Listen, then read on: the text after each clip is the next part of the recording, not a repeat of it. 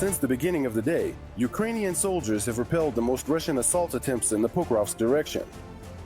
In this sector of the front, the enemy made 24 unsuccessful attempts to push the defenders from their positions. The main thing is that the enemy still hasn't been able to achieve its main objectives for so long. Why is that? Obviously, well, on the one hand, and this is the first factor, it's the determined resistance of our defense forces. The armed forces of Ukraine, the defense forces of Ukraine, are conducting a strategic defensive operation, the goal of which is precisely to disrupt the enemy's plans and turn them, on the contrary, in the opposite direction to defeat the enemy. As noted by the National Guard of Ukraine, it is specifically in the Pokrovsk direction that there has been a significant increase in the use of drones by Ukrainian fighters. Overall, since the beginning of this year, the use of drones by the defense forces to repel Russian attacks in this sector of the front has increased by 70%. To prevent the enemy from entering our territory. Preventing the enemy from entering our territory. We work both day and night to keep our skies free. We're waiting for the order to take off. We're waiting for the order to take off.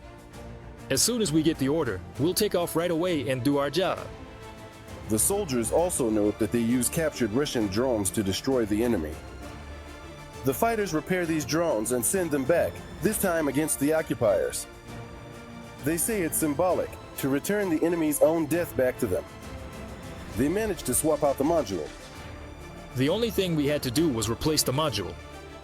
We also basically changed the control system. We keep the flight camera, install our own initiation camera, and basically, we have a ready-to-use drone. We take their product, which they sent to us, but it didn't work. We just rework it and send it back. It's pretty cool, and I really like that kind of symbolism. Ukrainian soldiers are also steadfastly holding the line in other directions. Specifically, 11 Russian attacks were repelled in the Novopavlivka sector, 12 in the Kramatorsk sector, 8 in the Lyman sector, and 5 in the Toretsk sector. 2 more assaults were repelled in the Kupiansk and Siversk directions, and 3 Russian attacks in the southern Slobozansk sector. To the shooter. One hit. When the assaults were active, they were really putting on the pressure. There were days when you'd wake up in the morning without coffee and have to run for 40 minutes because a column of vehicles was coming. To the shooter. In the northern Slobozansk and Kursk sectors, there have been 21 clashes since the start of the day. As military experts note, the Russians are trying to create some kind of filtration zone in northern Ukraine, but they're not succeeding. To create such a zone, you'd need an order of magnitude more forces than what is currently deployed in the Sumy direction. Moreover, you might need the same number of troops as the entire Russian group that is currently fighting in Ukraine.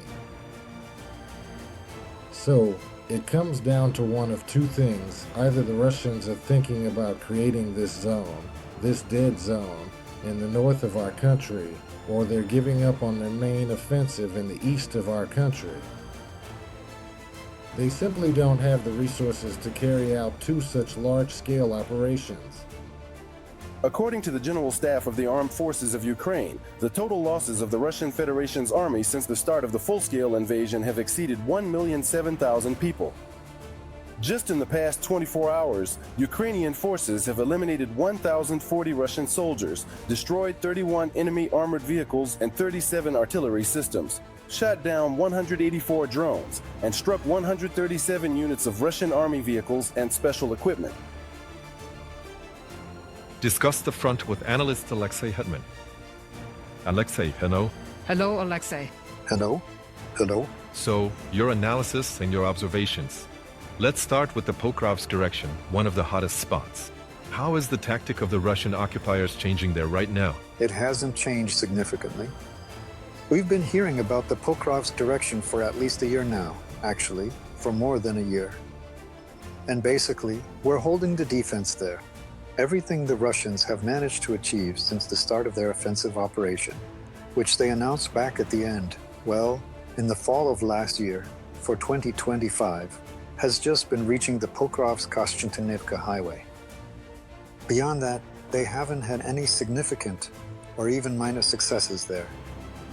But again, anywhere from a third to half of all the combat clashes happening along the front line are taking place specifically in the Pokrovsk direction. Most likely, we can cautiously assume that the Russians will continue to use the Pokrovsk direction as their main axis, or at least one of the main ones. There can't be just one main direction there.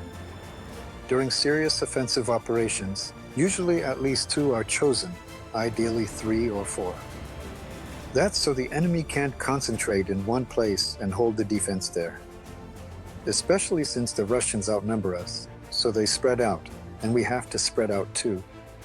But since there are fewer of us, our lines get thinner. But the main objective is most likely still to reach the border of Donetsk region, to fully control all of Donetsk region. And for that, including the North Slobozansky and South Slobozansky directions, well, the Kharkiv direction, and traditionally the Kharkiv and Sumy directions, and possibly there will be increased activity in the southern direction as well. That means the Zaporizhia direction and the Kherson direction. For now, yes, it's Toretsk, Chasiv Yar, Koshchentinivka, Pokrovsk. These are the areas with the most intense fighting. And of course, there are already fewer and fewer panicked comments, especially from our foreign partners and media outlets, who used to say that the enemy was right on the doorstep and everything was going to be terrible. You know, any kind of event assessment is possible, but still, when information is being given, it should be based on something concrete. So I want to rely on what President Zelensky said 2 or 3 days ago, that the Russian advance has been halted in the Sumy direction and moreover, in some areas, well, in the northern Slobozansky region. Yes, there's even a settlement that's been liberated. But let's go back to the Sumy direction now and talk about everything there. I'd actually like to spend a bit more time on Pokrovsk first. Since the beginning of the year, the use of drones by Ukrainian fighters in the Pokrovsk direction has increased by 70%. That's a pretty significant figure. This was reported by the National Guard of Ukraine in a comment to Liga. No. And the defense forces are ramping up their use of drones and, in some areas, have reached parity with the Russians.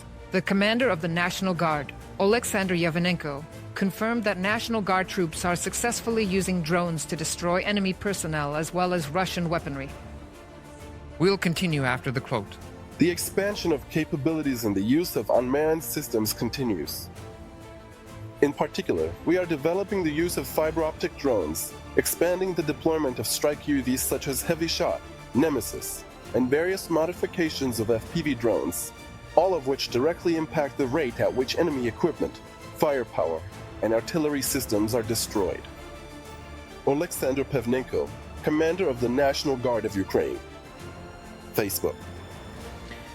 You also mentioned that the enemy, the Russian occupiers, have chosen the Pokrovsk direction as one of the main areas for exerting pressure and reinforcing the situation there, right?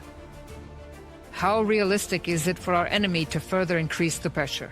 And what is mainly preventing this from happening right now? Those same drones, the 70% increase in their use, that, as I already said, is quite a significant figure. What is it right now that is preventing our enemy from, let's say, putting even more pressure? Or do they simply not have the resources? No, they just don't have the resources. If they could put more pressure here, they would. Or maybe they just don't want to. They want to capture Pokrovsk so gently this year, so they're being very careful.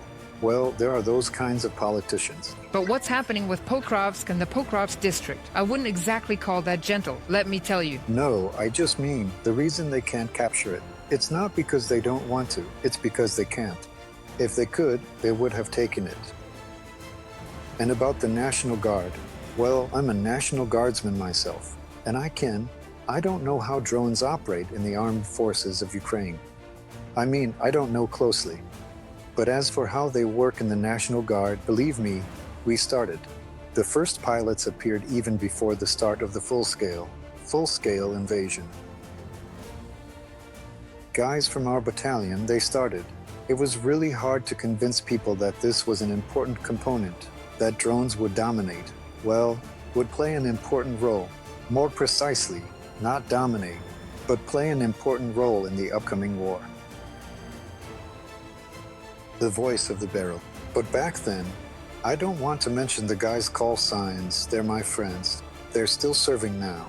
And it's been, 5 or 6 years since they started using drones as scouts, as, well, learning to pilot them. And their skill level is such that if I ever hear that some of our friends, even from NATO countries, try to teach our pilots how to operate drones, it would just make me laugh. Because these guys, their skill, as they say, is off the charts.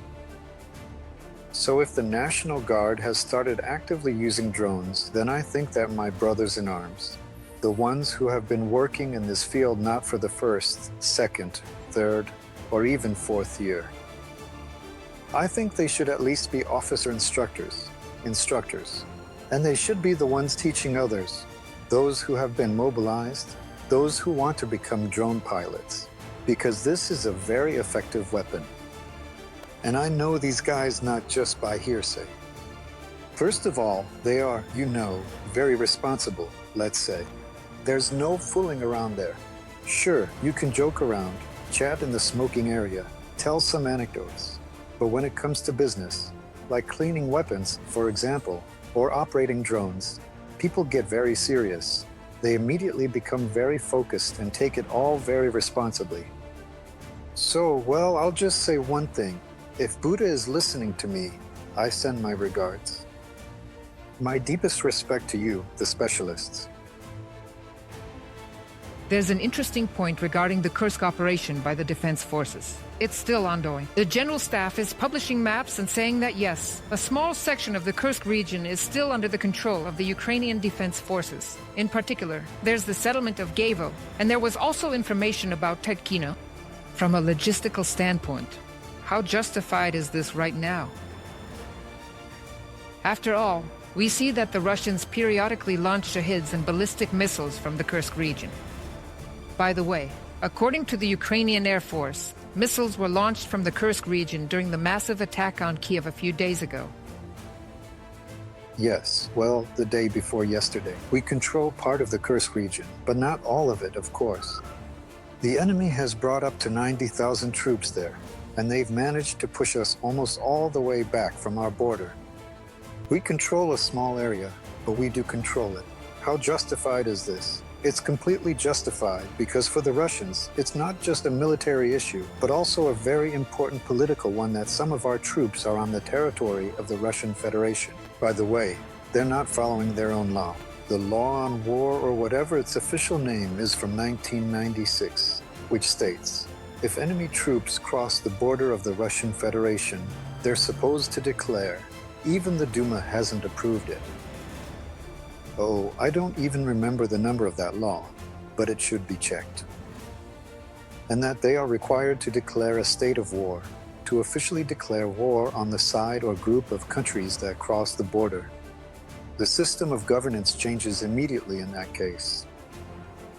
That means it shifts, well, more towards the military, and they don't even follow their own laws. So believing that any agreements they sign with other countries, with us, maybe, or with America, with Turkey, I don't know who can be trusted. There's just no reason to believe that. That's why, politically, this is an important factor for them, and they're sending a large number of troops and equipment there to try to push us completely out of Russian territory. And that means these forces aren't being used, well, on the North Slobozhansk or South Slobozhansk fronts. So, well, these actions are completely justified. Let's get back to the Sumy direction. You've already started to talk about it a bit. I'll just add some information for our viewers. Russia hasn't stopped trying to send small assault groups into the Sumy region. This was reported by the spokesperson for Ukraine's State Border Guard Service, Andriy Demchenko, during the Heidi and Inavny marathon broadcast. But recently, the number of attacks has actually decreased, thanks to the defense forces constantly eliminating the occupiers. In addition, the Russian invaders have started using quad bikes and other motor vehicles less frequently. According to Demchenko, This shows that the Ukrainian Armed Forces are effectively countering Russian tactics in this sector of the front. In your opinion, what are the current objectives of the Russian occupiers specifically in this direction, and how achievable are they? Has our enemy's objective changed? The objective hasn't changed. Their goal is to capture all of Ukraine or, at the very least, to advance as far as possible into our territory. The tactic of using small assault groups is more like. It's more like the work of sabotage and reconnaissance groups. And with small groups, it's simply impossible to seriously capture territory or make significant advances. A front line like the one in the Sumy direction is the kind of front that should be attacked by a division, or even several divisions, maybe even a corps. That's why the front line there should be up to 40 kilometers wide. The objective is to break through the defensive line somewhere along a 4 to 6 kilometer stretch in advance. That's the kind of objective set out in combat regulations. Russian military personnel aren't making things up. They fight according to protocols and also according to combat regulations. And using small assault groups is not a real offensive. A real offensive is something that should be carried out by a division or a corps. So, well, they're trying this. But you know, honestly, this is a bit of a stretch as a comparison. But it's more like a reconnaissance in force, because a real attack should be carried out by a much larger group and along a wide front, not by small groups trying to poke around here and there and then getting pushed back. So most likely, the Sumy direction is more about politics again, just to scare everyone, to make it seem like if they really wanted to, they could just march right into Sumy. Although, honestly, no one was actually scared. Well, and maybe it's just a diversionary move after all.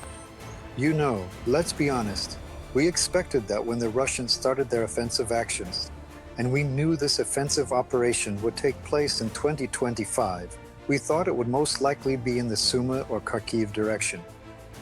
Maybe Zaporizhia or Kherson as well. We thought that in Pokrovsk, it was just a diversion. They just want to distract our forces, not let us spread out. I mean, not to spread out, but to move our troops to the most dangerous direction. No, but as you can see, that's exactly what's happening so far. If, again, from a third to half of all combat encounters are happening in the Pokrovsk direction, then the priority of this direction, Pokrovsk, Kostyantynivka, Myrnhrad, hasn't changed at all. And again, let's not resort to overly literary or artistic phrasing. The main strike. There are several directions for attacks, and that's at least 2, and well, usually no more than 5 are used.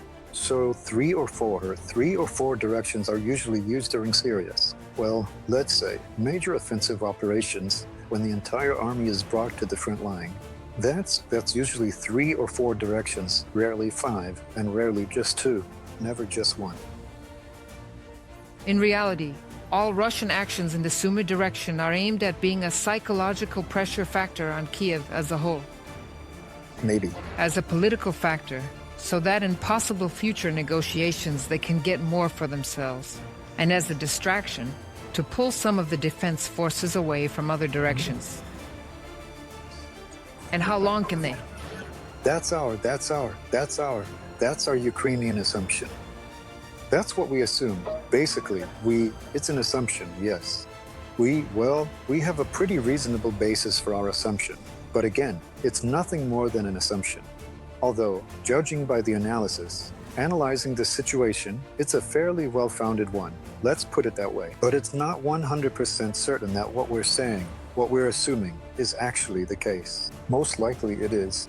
So you have to be careful here. I think you have to be careful with your words because, well, words are a weapon too. It's just that if there aren't really huge ambitions there, like we might assume the opponent has, then basically, let's say, dragging out this situation, just annoyingly showing some activity there, you could keep doing that endlessly, it turns out. No, look, let's take the Wall Street Journal, Bild. These are respected publications. They said that they're advancing as fast as possible, comparing it to last November when they weren't moving at all.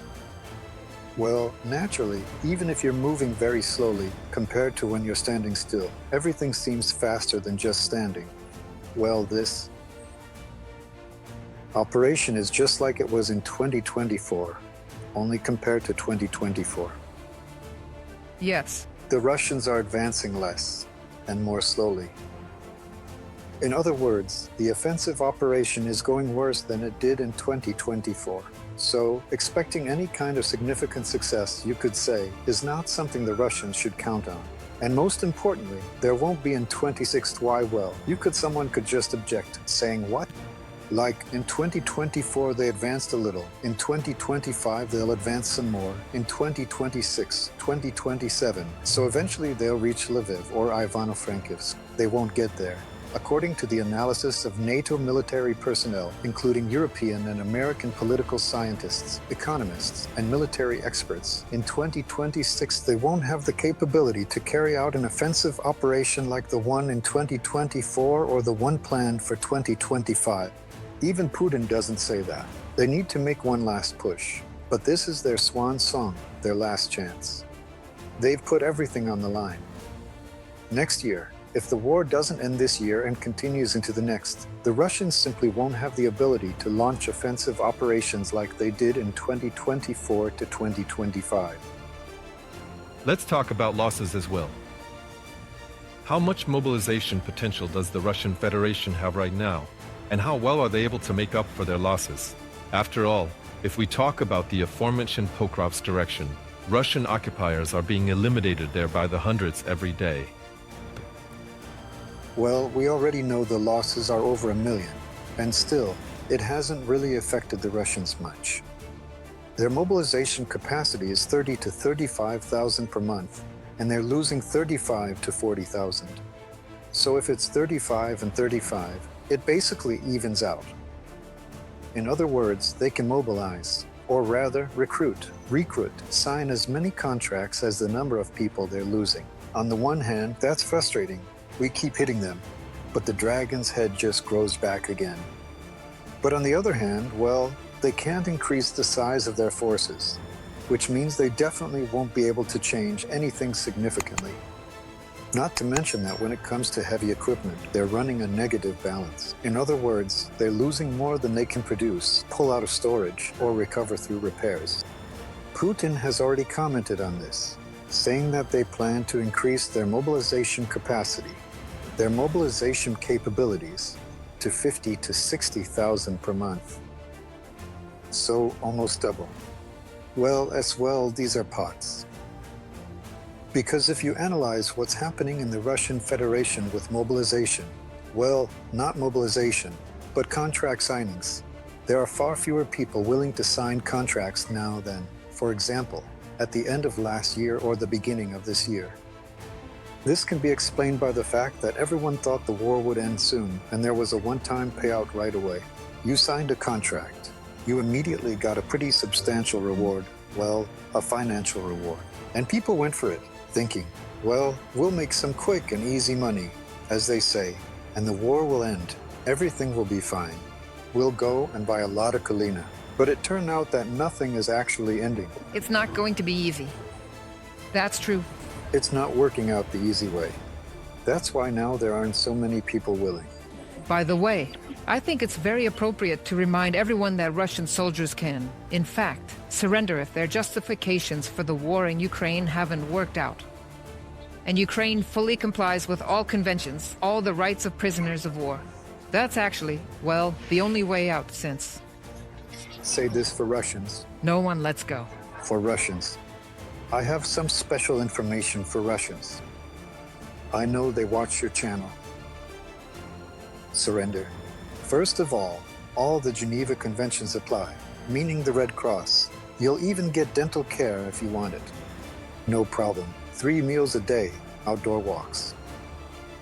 And most importantly, if you surrender, we can give you a document during the exchange stating that you were captured in battle, not that you surrendered, so you can avoid criminal prosecution back in the Russian Federation. Thank you for those very important remarks, Alexei. We're almost out of time for this broadcast, but I think we've covered the most important points for now. Alexei Hetman was with us, military analyst.